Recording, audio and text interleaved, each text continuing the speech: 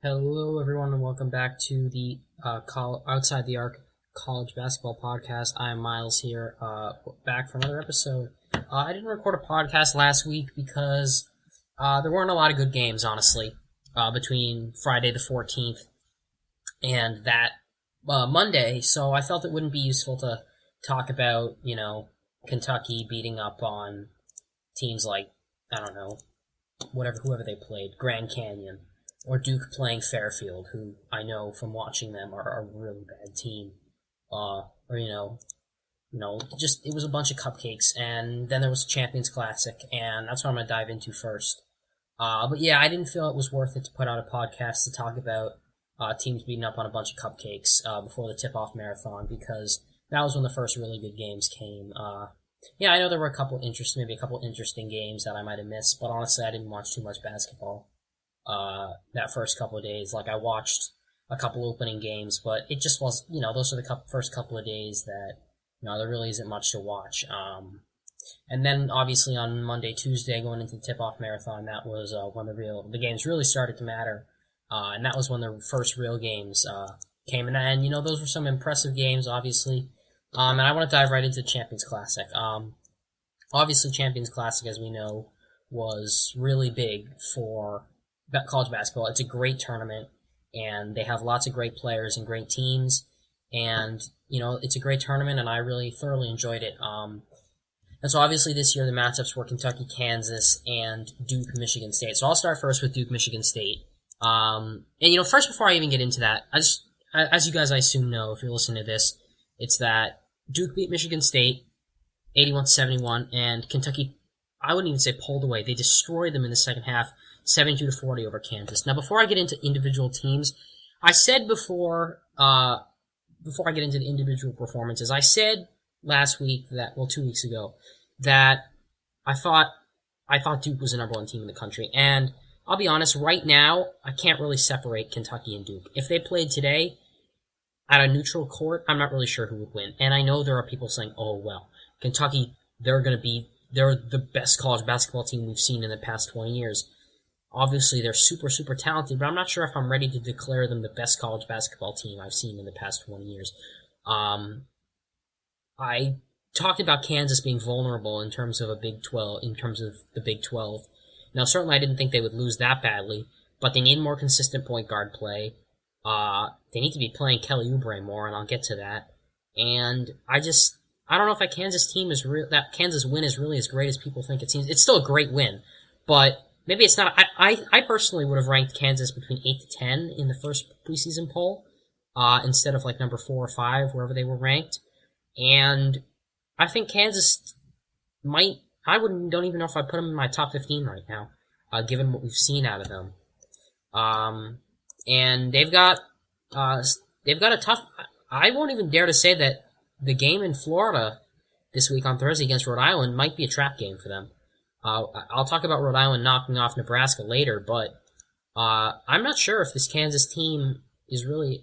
I said, all right, when I talked about who I think would be the sleeper team in the Big 12, I said Kansas State, and that prediction looks kind of dumb after their loss to who was it? I gotta look. After a loss to Long Beach. Now Long Beach, obviously, they put together a really tough out-of-conference slate every year, so you have to expect them to scalp a few wins. They got USC and Nevada last year. Kansas State this year. Fresno State the year before. So they put together a tough non-conference schedule, and they win some games. But that's still not a good loss for Kansas State. And now I'm thinking, after watching Texas, I really think Texas has got to be that team that Kansas is going to have to watch out for. Texas has a big, big game coming up this next weekend, actually, against UConn, and I'll get to that later. And that'll be a really big test to see what they can do, especially now that Isaiah Taylor's out for an indefinite period of time with that broken wrist. He won't need surgery, but he'll need some rehab. And as I was saying, if Kentucky and Duke played right now on a neutral court, I don't know who I would pick. I think Kentucky's really good. I think Duke's really, really good. And I think they're both really talented teams, and I think they'll probably, if the season ended, I think right now, I think they'd meet in the final, of the NCAA tournament, but there's so much basketball to be played. Duke has the huge game against Wisconsin. Kentucky's got Texas, and then they've got the trip to Louisville, and they've also got UNC and North Carolina in there. And then they've got Providence, too. Well, I'll get to that later. And so I think that for a team like Kentucky, I think this was a statement win for them. Obviously, the platoon system is getting so much talk. What is the platoon what does this mean for the team? And the platoon system I don't think is a bad idea. I just think, let's say Karl Anthony Towns puts up 20 points in 6 minutes. You really gonna sub him out for Trey Lyles? Or Dakari Johnson? Let's say Andrew Harrison puts up 15 points on 5 3-pointers. You're gonna sub him out for Devin Booker? I mean, I guess I like the platoon system, but it kind of loses its appeal for me. I don't know if you can hear my dogs barking, but if that came into the mic, I apologize. I don't know if I can say that I think that Kentucky really is ready to take that next step if they have this platoon system. I'd like to see more out of it. This was obviously a good game, and I think they're a very good team. But we saw, now the final scores are deceiving, but they definitely showed their struggles against both Buffalo and Boston University. Both of whom are good mid-majors, but they're still teams Kentucky should be blowing out. And I don't think they showed signs of weakness, but the final scores are deceiving because they didn't look good in those first half. I mean, they didn't look bad, but they should have won by more. And then they had a huge win over Montana State, so you might want to go, well, look at this win they had. Well, I'm telling you something. Montana State is one of the worst teams in Division I. So don't take that win. They've got a first-year head coach. They've got... Oh, sorry.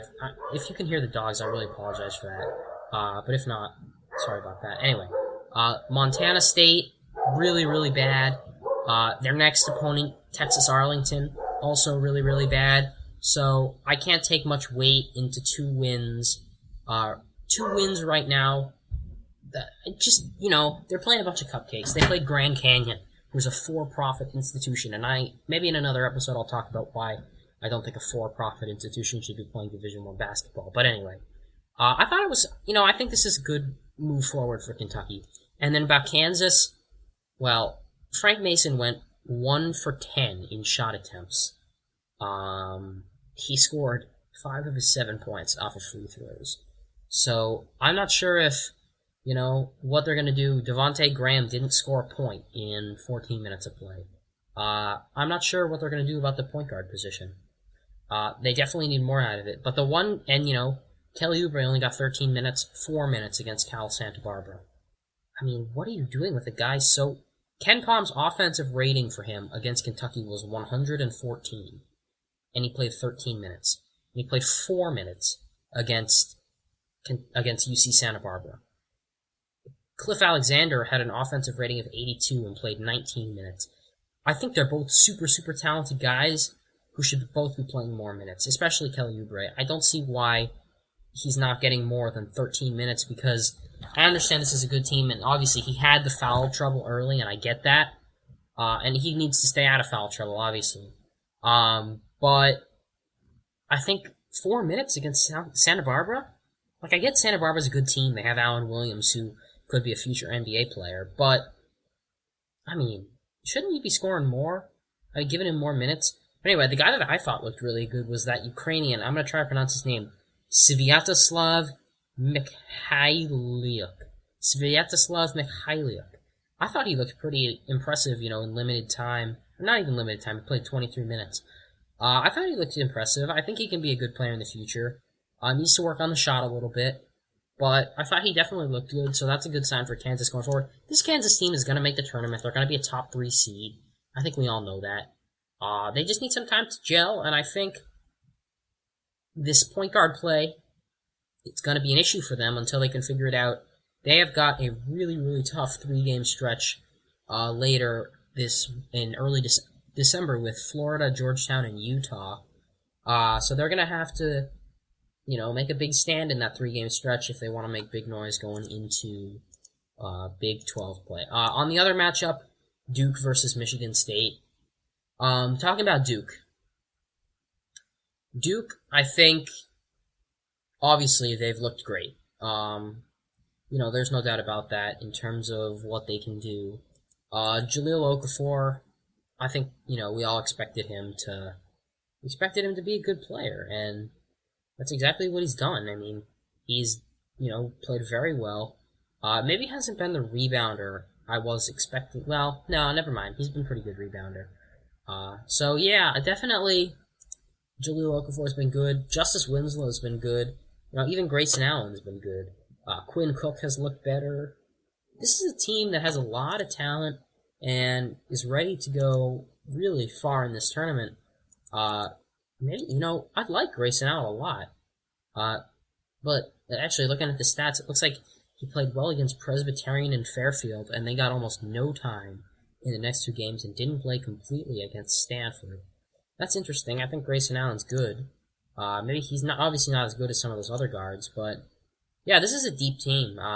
If they're not playing guys like Grayson Allen, Semi Ojeleye, Matt Jones very much, it shows that this is a pretty deep team.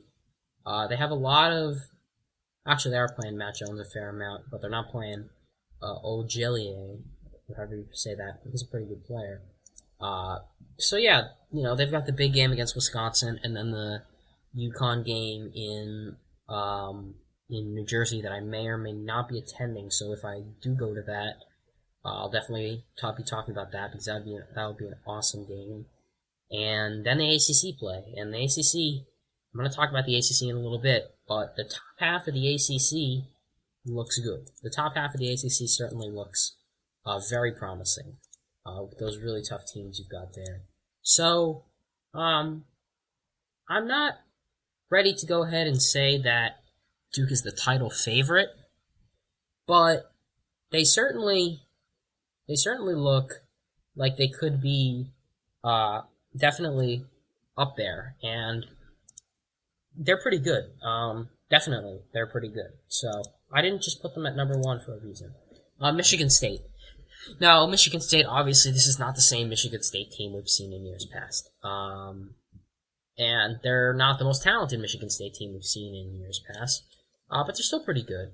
I thought Michigan State really, Brendan Dawson obviously is going to be really good the whole season. He's going to be in contention for first team All-America and in contention for the NBA draft. So they've got some really good players. Travis Trice I thought was pretty good. Denzel Valentine wasn't bad. Matt Costello wasn't terrible. Bryn Forbes wasn't awful. He had an offensive rating of 121 on KenPom. So this team really wasn't bad, honestly. They have potential. Michigan State's not got a really tough non-conference schedule outside of this. They've got the Notre Dame game, but I'm not sure how good Notre Dame looks anymore. I mean, they're still a pretty good team, but so Michigan State definitely has a chance to make some noise, and I wouldn't be surprised that they will be back in the NCAA tournament, without a doubt. So those are just my brief thoughts on the Champions Classic. For all it's worth, I thought it was an awesome event, and it's just a great way to get some of the elite teams to play some college basketball. And next year, the matchups are Duke, Kentucky, and Kansas, Michigan State. So obviously, imagine if we had seen Duke versus Kentucky this year. Oh, that would have been great. The last time those two teams met was in 2012 at the Georgia Dome, with Duke topping Kentucky 75-68. That same year, Michigan State beat Kansas 67-64. So now, all-time leader in wins at the event is now Duke, with Kansas